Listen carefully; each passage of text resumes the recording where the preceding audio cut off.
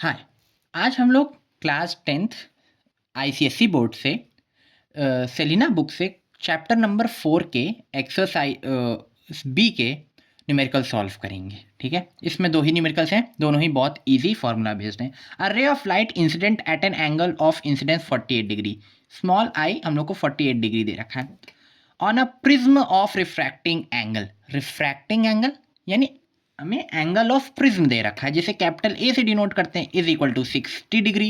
Right, अब इसके आगे calculate the angle of minimum deviation. Angle of minimum deviation is twice of I minus A. Right, ये minus का sign है, so 2 into 48 minus 60। 48 two the कितना होगा, 8 two the 16, 96 minus 60, 8 is equal to 36 degrees, right? So the minimum angle of deviation is 36 degrees. Now let's move on to the second question.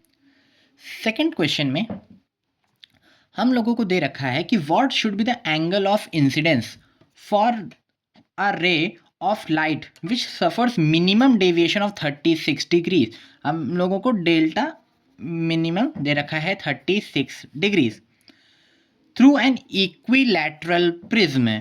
जो prism का type है वो है equilateral prism. ठीक है, अगर मैं एक प्रिज्म बनाऊं सो उसमें जो ये एंगल होता है, ये वाला, इसी को तो ए से डिनोट करते हैं हम लोग। राइट, गलत डायग्राम बना दिया, क्या टीचर बनेगा रे तू। खैर, तो यही तो 60 डिग्री होता है। Right, so angle A is equal to 60 degree.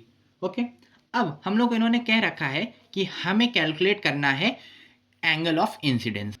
सो अब हम लोग फॉर्मूला लगाएंगे, डेल्टा मिनिमम या minimum minimum angle is equal to 2i minus A.